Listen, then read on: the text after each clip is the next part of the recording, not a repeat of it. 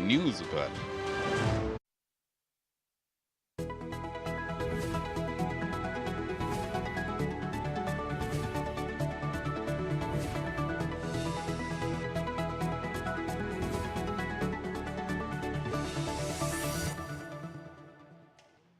नमस्कार, आप देख रहे हैं डीडी न्यूज। आपके साथ मैं हूं पराक्रम सिंह शेखावत। खबर दुनिया की में आप सभी का बहुत स्वागत है। अगले आधे घंटे हम आपको बताएंगे अंतर्राष्ट्रीय स्तर से जुड़ी हर वो बड़ी खबर जो आपके लिए जानना जरूरी है। शुरुआत करेंगे सुर्खियों के साथ। अमेरिका के पूर्व राष्ट्रपति डोनाल्ड ट्रंप पर फिर हमले की कोशिश, सुरक्षा बलों ने संदिग्ध को किया गिरफ्तार। जांच एजेंसियों ने माना हत्या का प्रयास। ट्रंप ने कहा कुछ भी हो नहीं झुकूंगा मैं।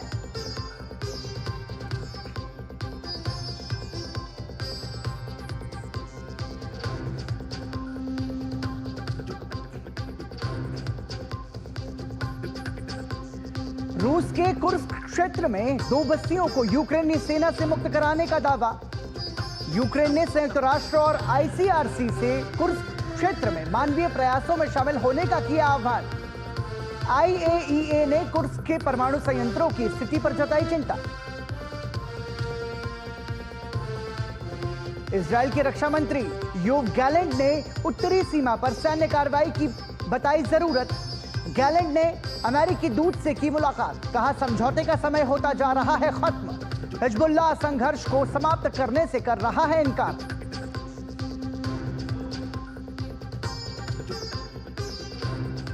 तूफान बेबिंका ने चीन के शंघाई में दी दस्तक, जनजीवन बुरी तरह प्रभावित। 1400 उड़ानें और 570 रेलगाड़ियां रद्द। लाखों लोगों को पहुंचाया गया सुरक्षित स्थानों पर। 75 वर्षों में शंघाई में आने वाला सबसे शक्तिशाली तूफान।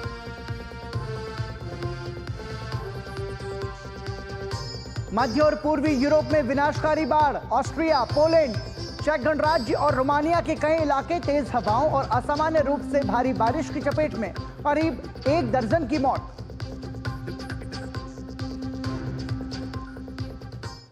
और सुर्खियों के बाद आइए अब खबरों पर नजर डालेंगे विस्तार से। सबसे पहले बात अमेरिकाना की, जानेंगे अमेरिकी देशों से जुड़ी खबरें।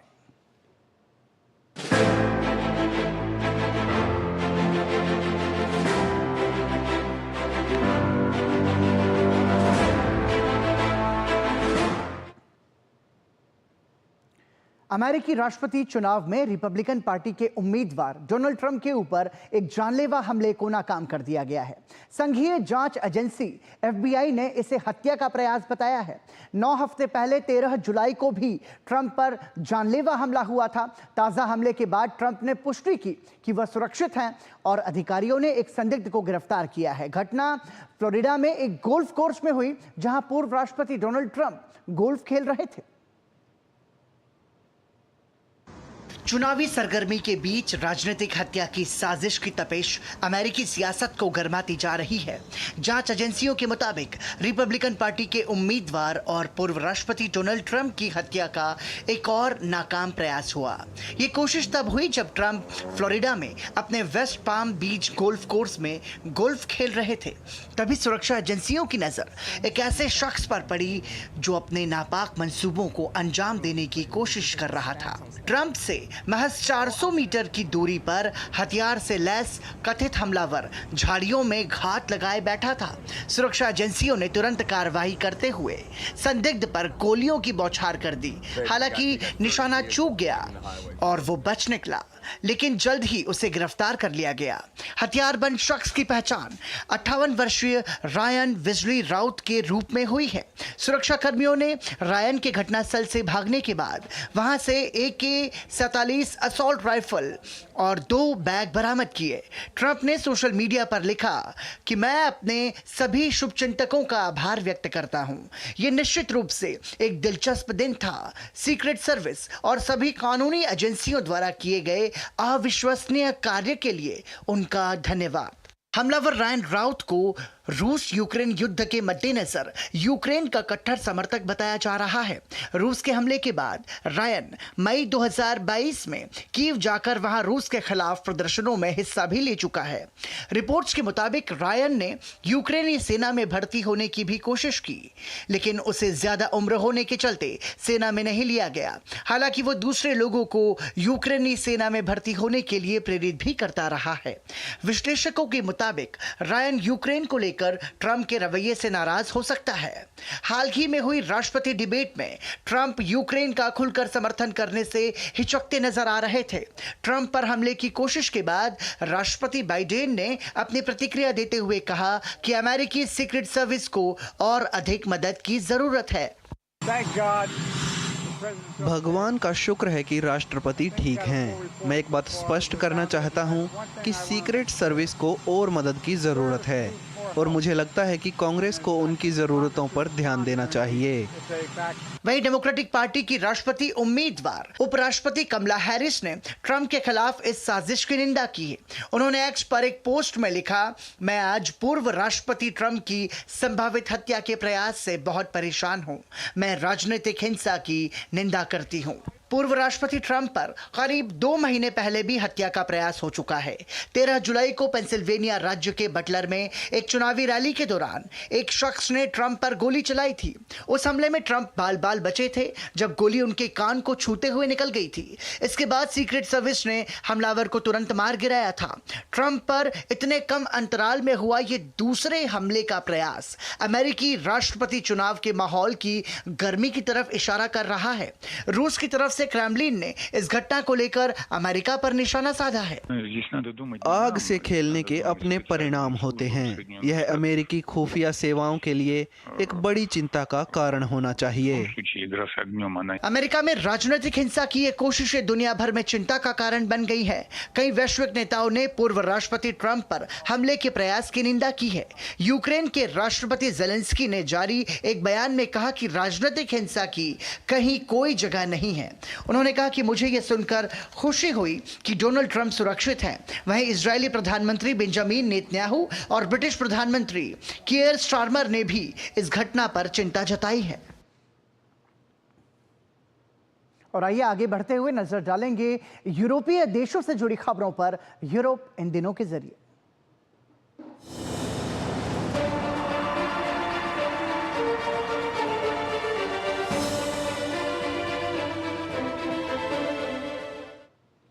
और यूरोपीय देशों में सबसे पहली खबर रूस यूक्रेन युद्ध की।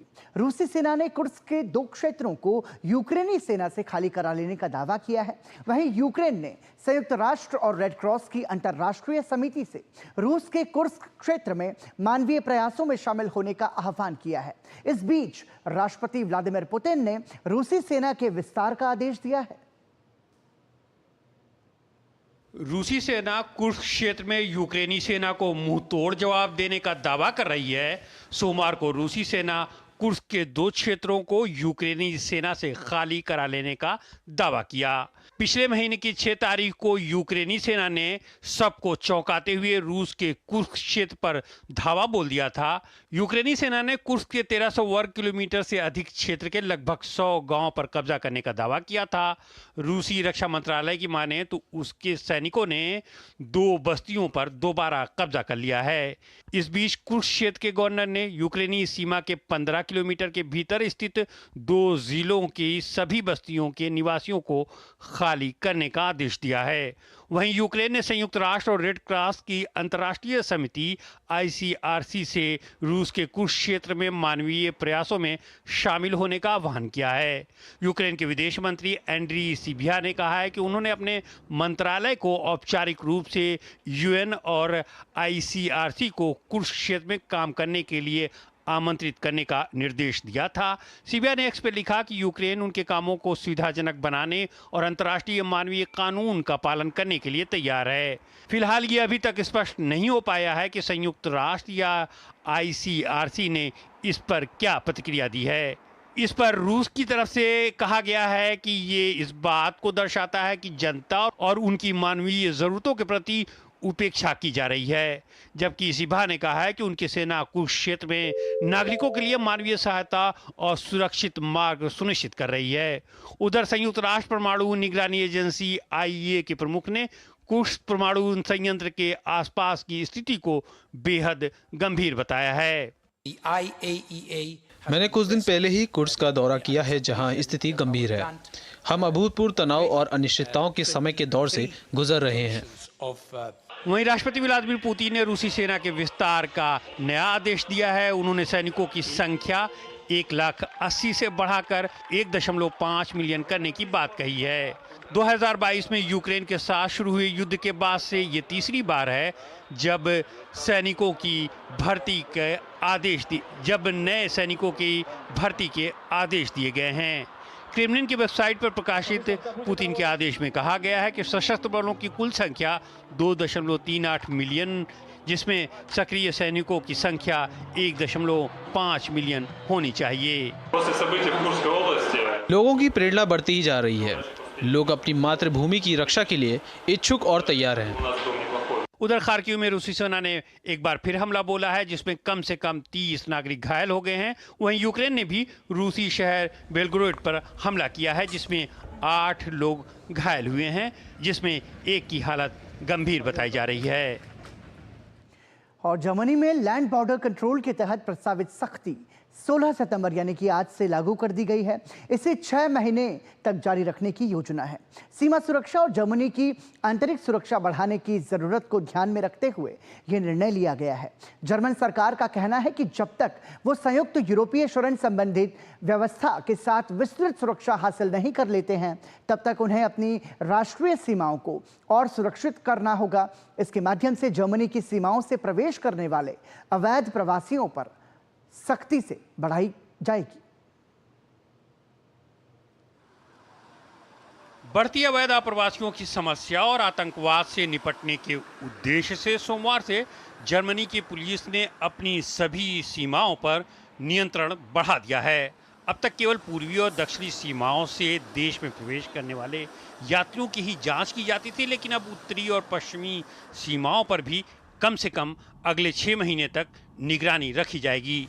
इसमें डेनमार्क, नीदरलैंड, बेल्जियम, लग्जमबर्ग और फ्रांस के साथ सीमा पार करना शामिल है। नए सीमा नियंत्रण से लोगों और सामानों की आवाजाही में बाधा उत्पन्न हो सकती है। पोलैंड के प्रधानमंत्री डोनाल्ड टस्क ने जर्मनी पर अपने इस कदम से पूरी शेंगेन प्रणाली को खतरे में डालने का आरोप लगाया है। इस प्रकार की कार्रवाई पोलैंड के दृष्टिकोण से अस्वीकार्य है। हम बर्लिन के निर्णयों से प्रभावित अन्य देशों से इस मुद्दे पर यूरोपीय संघ के भीतर तत्काल परामर्श करने के लिए आग्रह करेंगे। आइए समझते हैं कि आखिर ये शेंगेन है क्या, जो जर्मनी की सीमा नियंत्रण से प्रभावित हो रहा है। दरअसल ये बेल्जियम, फ्रांस, जर्मनी, लग्जमबर्ग और नीदरलैंड के बीच 1985 में हुआ एक समझौता है, जिसका उद्देश्य यूरोप में एक सीमा मुक्त क्षेत्र बनाना है। ये समझौता लोगों, वस्तुओं, सेवाओं और पूंजी की मुक्त आवाजाही की अनुमति देता है, जिसे शेंगेन जोन कहा जाता है। इसके तहत आंतरिक सीमा जांच को काफी हद तक समाप्त कर दिया जाता है। समय के साथ शेंगेन का विस्तार होता गया। अब इसमें कुल 29 यूरोपीय देश हैं। जर्मनी शेंगेन क्षेत्र के मध्य में स्थित है। यूरोपीय संघ आयोग की प्रवक्ता अनीता हार्पर ने हाल ही में कहा था कि सीमा नियंत्रण का उपयोग केवल अंतिम उपाय के रूप में किया जाना चाहिए। शेंगेन सीमा संहिता के अनुसार सीमा नियंत्रण अस्थायी और अधिकतम 3 वर्षों तक रहनी चाहिए। हालांकि जर्मनी शरणार्थियों की बढ़ती संख्या और आप्रवासन के कारण देश पर बढ़ते बोझ का हवाला देते हुए इस फैसले को सही ठहरा रहा है। हम क्लासिक सीमा चौकी स्थापित नहीं कर रहे हैं और हम हर वाहन या हर व्यक्ति की जांच नहीं करते हैं, बल्कि जांच उन वाहनों पर लक्षित होती है जहां हमें अवैध प्रवासन का संदेह होता है। हाल के वर्षों में अपनी सीमाओं पर नियंत्रण सख्त करने वाला जर्मनी अकेला देश नहीं है। 8 अन्य शेंगेन सदस्य वर्तमान में अपनी आंतरिक सीमाओं को नियंत्रित करते हैं। 2006 से शेंगेन क्षेत्र में सीमा नियंत्रण से संबंधित कुल 441 अधिसूचनाएं जारी की गईं। 2015 से 2016 में आतंकवादी घटनाओं के कारण फ्रांस, इस सूची में शीर्ष पर है। इसके अलावा जर्मनी ने राजनीतिक शरणार्थियों को देश में प्रवेश करने से रोकने और आतंकवादी खतरों से निपटने के लिए 2015 से ऑस्ट्रिया के साथ अपनी दक्षिणी सीमा पर नियंत्रण बनाए रखा है। ऑस्ट्रिया भी स्लोवाकिया, चेक गणराज्य, हंगरी और स्लोवेनिया के साथ सीमा नियंत्रण के लिए यही दलील पेश करता है। और यहाँ रुक रहे हैं एक छोटे से ब्रेक के लिए। देखते रहिए डीडी न्यूज। MDH का किचन किंग किचन में हो तो हम सब कुछ बना सकते हैं। बैंगन का भरता, आलू गोभी, भिंडी मसाला और भी बहुत कुछ। MDH हाथ धोकर आते हैं। साबुन की जगह हैंड वॉश। मोहन का प्रमोशन हो गया क्या? सैवलॉन हैंड वॉश तो हमारा रोज का है। सिर्फ 10 रुपए में 200 ml हैंड वॉश बनाओ। Savlon powder to gel hand wash, germ से बचाए, शान बढ़ाए। क्या शर्मा रहा है? दांत खाज खुजली है, सबको होती है, हमें भी होती है। जालिम लोशन मुझे दादी ने दिया और बोली चर्म रोगों पर पड़े भारी। जालिम लोशन है पुराना खिलाड़ी। दांत खाज की खुजली, एक्जिमा जड़ से निकाले। अभी खरीदे जालिम लोशन। सुरक्षा की गारंटी हर चीज में जरूरी है, चाहे वो मुश्किल स्टंट हो या अच्छी फसल। इसलिए ले आइए IIL के ट्रैक्टर ब्रांड का शिनबा, जो देता है सुंडी और ट्रिप से सुरक्षा की गारंटी। यूरोपीय संघ की शक्तिशाली कार्यकारी शाखा के एक सदस्य और प्रभावशाली फ्रांसीसी अधिकारी ने यूरोपीय आयोग की अध्यक्ष उर्सुला वॉन डेर लेयेन के नेतृत्व पर सवाल उठाने के बाद सोमवार को अपने पद से इस्तीफा दे दिया। फ्रांसीसी उद्यमी और यूरोपीय संघ के विशाल आंतरिक बाजार के आयुक्त थियरी ब्रिटन ने ऐसे समय में वॉन डेर लेयेन के नेतृत्व पर सवाल उठाए हैं जब वो अगले 5 साल के लिए एक नई टीम बनाने की कोशिशों में जुटी हैं। यूरोपीय आयोग के अध्यक्ष उर्सुला वॉन डेर लेयेन दोबारा अपनी इसी जिम्मेदारी को निभाने के लिए तैयार हैं। इसके तहत आयोग की टीम को अंतिम रूप दिया जा रहा है। लेकिन सोमवार को फ्रांस के थिएटर ब्रेटन के आयोग से अचानक इस्तीफे से यूरोपीय संघ के सत्ता परिवर्तन में नया मोड़ आ गया। ब्रेटन ने कहा है कि वो तत्काल प्रभाव से अपने कर्तव्यों से मुक्त हो रहे हैं। इसका कारण उन्होंने उर्सुला वॉन डेर के साथ हुए विवाद को बताया है। उर्सुला वॉन डेर इसी हफ्ते अपनी टीम का ऐलान करने वाली हैं। ब्रेटन ने कहा कि वॉन डेर लेयेन ने अगली कार्यकारिणी के लिए उनसे अपनी उम्मीदवारी वापस लेने के लिए कहा है। फ्रांस ने उनकी जगह यूरोपीय संघ के पूर्व सांसद सेजान को अपना नया उम्मीदवार भी नियुक्त कर लिया है। फ्रांस ने आयोग के कमिश्नर के तौर पर ब्रिटेन के नाम के प्रस्ताव रखा था। इसका मतलब ये होता कि 27 देशों वाले यूरोपीय संघ में फ्रांस के महत्व को प्रतिबिंबित करने वाली एक प्रमुख भूमिका के लिए उनकी दोबारा नियुक्ति होती। यूरोपीय आयोग असल में संघ की कार्यपालिका है। यूरोपीय संघ के लिए कानूनों का प्रस्ताव आयोग में ही लाया जा सकता है। संघ के देशों में कानूनों को लागू कराने की जिम्मेदारी भी इसी संस्था की है। इसके अलावा व्यापारिक वार्ताओं में यूरोपीय संघ का प्रतिनिधित्व भी आयोग करता है। यूरोपीय आयोग का एक अध्यक्ष होता है और वहां लगभग 32,000 लोग काम करते हैं। इन सभी को कैबिनेट के बजाय कॉलेज कहा जाता है। हर सदस्य देश से वहां एक कमिश्नर होता है और इस प्रकार यूरोपीय आयोग यूरोपीय संघ का एक ऐसा निकाय है जो उसके द्वारा सर्वसम्मति से किए गए निर्णयों को न सिर्फ लागू करता है बल्कि यूरोपीय संघ के रोजमर्रा के कार्यों की भी देखरेख भी करता है। ब्रिटेन पिछले 5 वर्षों से यूरोपीय आयोग के सर्वोच्च प्रोफाइल सदस्यों में से एक हैं। अरबपति एलन मस्क से सार्वजनिक रूप से बहस करने, EU के प्रौद्योगिकी विनियमन, कोविड वैक्सीन और रक्षा उद्योग को बढ़ावा देना उनकी पहचान रही है। इस कदम को यूरोपीय संघ के 2 सबसे ताकतवर देशों जर्मनी और फ्रांस के बीच शक्ति प्रदर्शन के रूप में भी देखा जा रहा है। ये विवाद ऐसे समय में पैदा हुआ है जब राष्ट्रपति मैक्रो यूरोपीय संघ के साथ साथ फ्रांस के संसदीय चुनाव में हार के बाद कमजोर पड़ते दिखाई दे रहे हैं। यूरोपीय संघ के दूसरे सबसे बड़े सदस्य देश के रूप में फ्रांस यूरोपीय संघ के संस्थाओं के प्रमुख पदों पर नजर गाड़े हुए है। और यहाँ रुक रहे हैं एक और ब्रेक के लिए। ब्रेक के बाद आपको बताएंगे कि बोरिस तूफान ने यूरोपीय देशों में कहां तबाही मचाई है। दादी के हाथों का जादू और खुशबू से महकता घर। MDH गरम मसाला, असली मसालों से भरा हूं मैं, क्योंकि हर रिश्ता है स्वाद से जुड़ा। हाथ धोकर आते हैं। साबुन की जगह हैंड वॉश। मोहन का प्रमोशन हो गया क्या? सैवलॉन हैंड वॉश तो हमारा रोज का है। सिर्फ 10 रुपए में 200 ml हैंड वॉश बनाओ। Savlon powder to gel hand wash, germ से बचाए, शान बढ़ाए। मुथूट फाइनेंस ने सदियों से आपके भरोसे को कायम रखा है और हमेशा रखेंगे। मुथूट फाइनेंस, सदियों का भरोसा हमेशा के लिए। इंडिया का number 1 most trusted financial services brand. तो गोल्ड लोन के लिए कॉल करें 1-800-313-1212। बेटियां घर की रौनक हैं। बेटियां घर संवारती हैं। बेटियां पीढ़ियां सजाती हैं। बेटियां घर की बुनियाद कहलाती हैं। बेटियों को सलाम करता है मोंगिया स्टील, स्टील का बादशाह। यूरोप में बोरिस तूफान के कारण मध्य और पूर्वी क्षेत्रों में हुई तेज बारिश से आई बाढ़ में 8 लोगों की मौत हो गई है।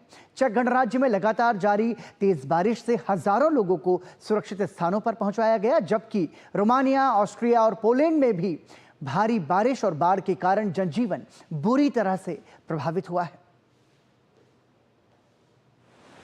चक्रवाती तूफान बोरिस ने मध्य और पूर्वी यूरोप में भारी तबाही मचाई हुई है। इस तूफान से कई देशों में बाढ़ जैसी स्थिति उत्पन्न हो गई है, जिसमें अब तक 8 लोग अपनी जान गंवा चुके हैं। चेक गणराज्य, पोलैंड और ऑस्ट्रिया में तेज हवाएं और लगातार हो रही बारिश के बाद वहां की स्थिति काफी भयावह और चिंताजनक हो गई है। चेक गणराज्य में बीते काफी दिनों से हो रही मूसलाधार बारिश के बाद नदियां उफान पर हैं। स्थिति को देखते हुए नदी किनारे बसे हजारों लोगों को उनके घरों से निकालकर सुरक्षित स्थानों पर पहुंचा दिया गया है। बाढ़ के कारण कई पुल बह गए हैं, वहीं लगभग 2.5 लाख से ज्यादा घरों में बिजली नहीं है। यहाँ काफी तबाही हुई है। यहाँ कोने पर एक दुकान थी और अब वह बाढ़ के पानी में बह चुकी है। पोलैंड के शहर ग्लुकोलेजी में भी बांध टूट जाने से एक पुल ढह गया, जिसके बाद स्थानीय अधिकारियों ने पूरे क्षेत्र को खाली करा के लोगों को सुरक्षित स्थानों पर पहुंचाया। प्रधानमंत्री डोनाल्ड टस्क ने बाढ़ प्रभावित इलाकों का दौरा कर नुकसान का जायजा लिया और हर संभव मदद का आश्वासन दिया। बोरिस नामक एक दबाव के कारण ऑस्ट्रिया से लेकर रोमानिया तक मूसलाधार बारिश हो रही है। इसके कारण चेक गणराज्य और पोलैंड में भी भारी बाढ़ देखने को मिल रही है। बीते कई दिनों से जारी तेज बारिश और हवाओं के मंगलवार से कम होने का अनुमान है। भारत में ईरान के सर्वोच्च नेता द्वारा भारत के अल्पसंख्यकों के संबंध में की गई टिप्पणियों को अस्वीकार्य बताया है। विदेश मंत्रालय ने जारी एक बयान में कहा कि भारत में अल्पसंख्यकों के संबंध में की गई टिप्पणियों की कड़ी निंदा करते हैं। ये गलत सूचनाओं पर आधारित है जो अस्वीकार्य है। विदेश मंत्रालय ने अल्पसंख्यकों पर टिप्पणी करने वाले देशों को सलाह देते हुए कहा कि वो दूसरों के बारे में कोई भी टिप्पणी करने से पहले अपना रिकॉर्ड देख लें। चक्रवाती तूफान बिबिनका चीन के प्रमुख समुद्री तटीय शहर शंघाई से टकरा गया है, जिसके चलते सोमवार सुबह से शंघाई और आसपास के इलाके में जबरदस्त आंधी के साथ बारिश हो रही है। इस दौरान हवाओं की रफ्तार 151 किलोमीटर प्रति घंटे तक पहुंच गई। ये पिछले 75 सालों में चीन के वित्तीय केंद्र शंघाई से टकराने वाला सबसे शक्तिशाली तूफान है।